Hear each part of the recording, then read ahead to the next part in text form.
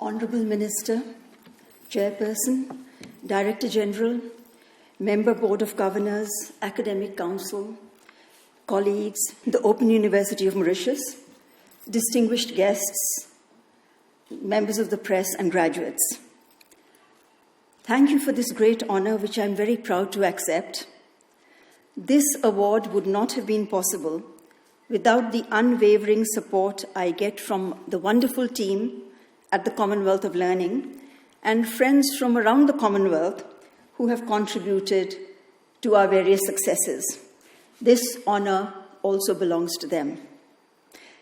It's a privilege to become an alumnus of the Open University of Mauritius, a relatively young institution that has grown so quickly to become a university of choice for large numbers of learners in this country. This assumes particular significance within the context of your Prime Minister, the Honourable Pravind Jagannath's recent announcement of free tertiary education at the undergraduate level for all. Tertiary education has tripled in Mauritius since 2000, and the gross enrollment ratio stands at 46% in 2017.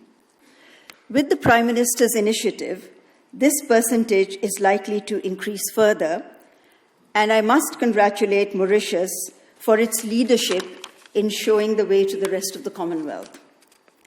As per the World Bank, for any country to achieve sustainable development, the gross enrollment ratio in higher education should be in the region of 40 to 50%. You've achieved 46%.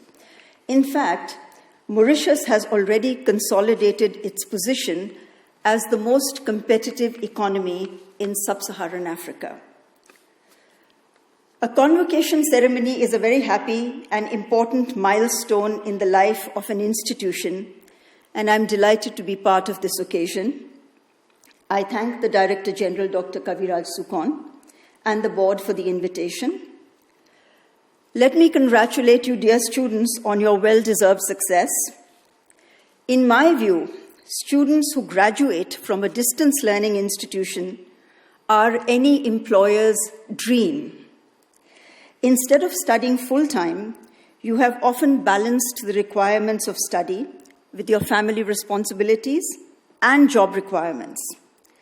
It's because of your motivation, discipline, and commitment that you are here today. Let us also not forget the support and sacrifices made by your families. Some of you are already in employment, while others will be seeking it. What are the options? A McKinsey report points out that employers, education providers, and youth live in parallel universes, and very often these worlds do not meet. There seems to be a disconnect between what we teach and what is required by the job market. And with advances in technology, the future becomes even more uncertain. Governments are looking for ways in which young people can be skilled for employment and entrepreneurship. 22.7% of the population in Mauritius is young, very young actually, between the ages of 15 to 24. And the unemployment rate for young people here is fairly low compared to global averages. It's only 6.9%. It's half of the global average of 13% worldwide. In order to reach large numbers, policymakers around the developing world realized that traditional brick-and-mortar solutions would not be enough. They adopted open distance and technology-based approaches. My organization, the Commonwealth of Learning, was established by Commonwealth heads of government to promote the use of distance and technology-enabled learning to enhance access to quality education and training. Mauritius is an active member of the Commonwealth and has been very consistent in its contributions, both financial and intellectual. the Honorable Leela Devi Dukon has played a leading role in the Conference of Commonwealth Education Ministers held last year in Fiji, and shared some of the path-breaking reforms that she has led with her fellow ministers.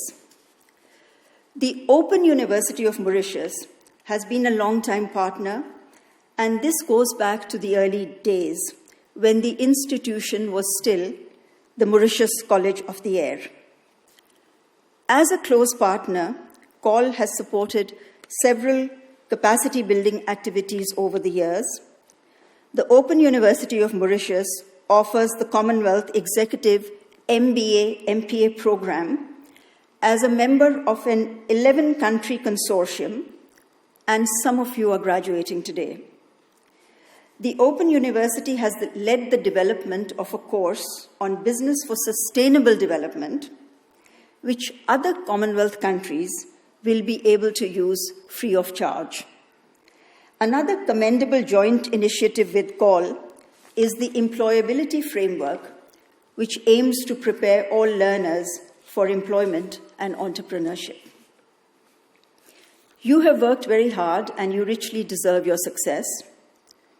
As someone who has also graduated as a distance learner, I must share 3 things with you.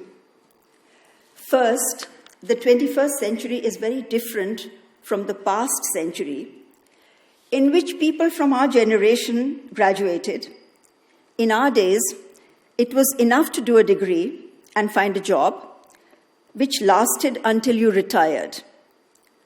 Now research shows that you will be changing at least 2 to 4 jobs during your careers, which means you will have to continue learning throughout life. Second, many times life is not a simple equation, and if we think that, hard work will automatically lead to success, it may not always happen. We must also be prepared for failure, and as Edison said, and I quote, "I haven't failed. I've just found 10,000 ways that do not work." Unquote. Let's stay positive and persevere until we succeed. In fact, I personally find that there's no substitute for perseverance. Third, your altitude, that means how high you'll go, will depend on your attitude. As you know, intelligence is very important, but emotional intelligence is even more valued in today's world. We must develop the skills of empathizing with people and understanding other perspectives. A positive frame of mind and a can-do approach is what the world of work needs today. As you graduate today, you are expected to contribute to your family, your community, and your country. In addition, you are also global citizens who must contribute to the sustainability and well-being of our planet. Access to decent livelihoods and a life of dignity is fundamental to all of us. And as we know, opportunities for livelihoods do not come from employment alone. Instead of simply being job seekers, can we become job creators? Our educational system must breed and nurture entrepreneurs. We live in a world that values and rewards innovators. Do we need to be born innovators, or is this a skill that can be acquired? After studying thousands of innovators, Dyer et al. In their book, The Innovator's DNA, have distilled the 4 skills that all innovators share. And these are very simple skills: questioning, observing, networking, and experimenting. So what does this mean? Innovators ask questions all the time. Asking simple questions can often lead to profound discoveries. You all know Steve Jobs. He wanted to know why computers needed a fan in the first place. And as we know, the rest is history. Observing closely is a skill that all innovators share, and writers, of course, also share this. They try to carefully understand how people, technologies, and systems work and arrive at insights and lessons that can be helpful in their own situation. In addition, innovators are great networkers.